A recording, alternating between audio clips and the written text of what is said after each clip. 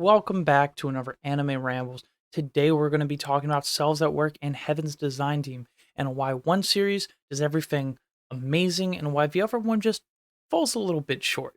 It's not a bad series, but it just doesn't hit the bar the other one does. Now, both of these are educational anime. They're anime designed for adults, people like us who are still interested in the subject matters and want to be entertained. Now, why does one nail every aspect and the other one fail? Well, first let's talk about Heaven's Design Team. In Heaven's Design Team, if I had to give a brief summary of the show, it is about a design team of celestial beings who create all the animals for Earth. And that is their job. They just create animals all day long and just bring them into reality. And it teaches the viewer about why certain animals are the way they are, why they have certain behaviors, why they can't look certain ways, why dragons can't exist, and other fun stuff like this. Now, Cells at Work is similar, where it shows us a bunch of cells who are personified as people and how they go about their everyday lives. All right, why does Heaven's Design Team not meet the same bar that so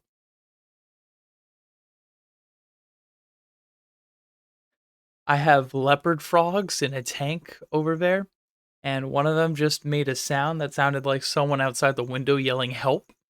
So, a little freaked out by that, but it is what it is. Moving on.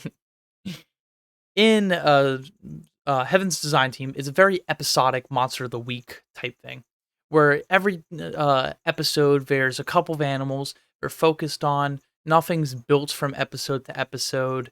Um, it's just create animal, shenanigans happen, create animal, shenanigans happen, create animal, shenanigans happen.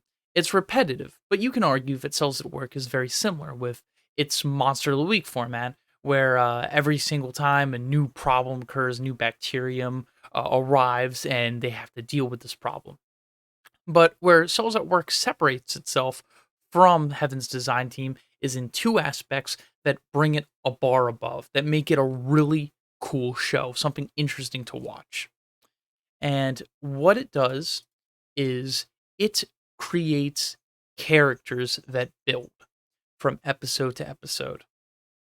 Red blood cell in both more in cells that work code black than normal cells that work, but both blood cells advance, develop as characters, as people.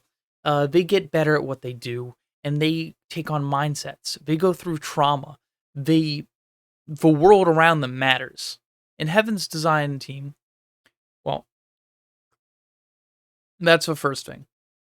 There are no buildable characters in Heaven's Design Team.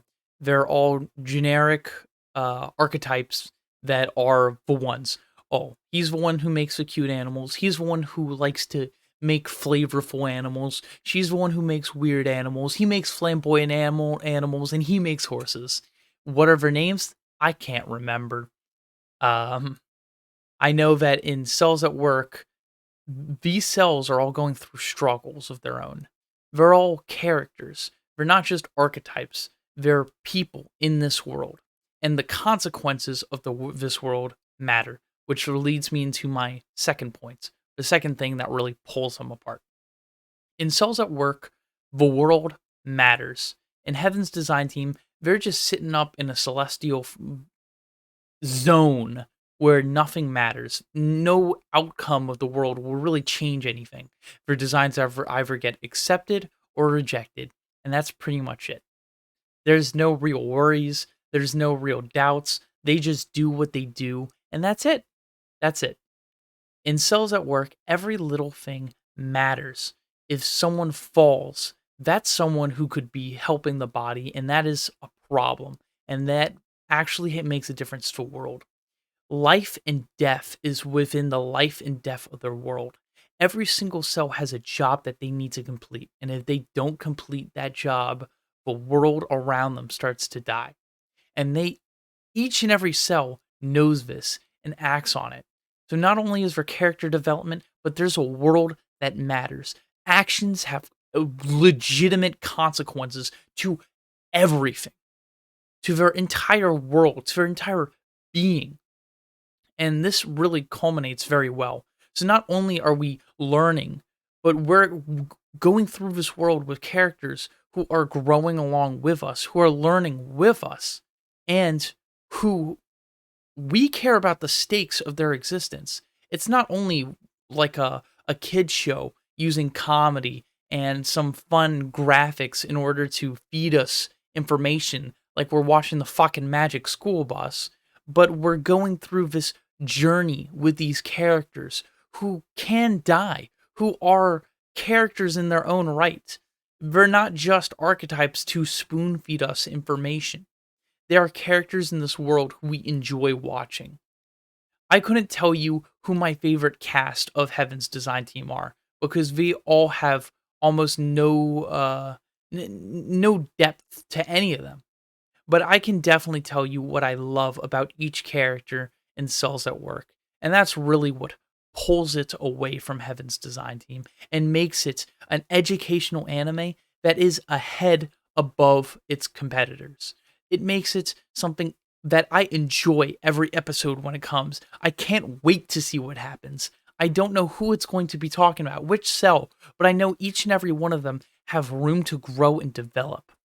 It is a joy to watch the characters on screen.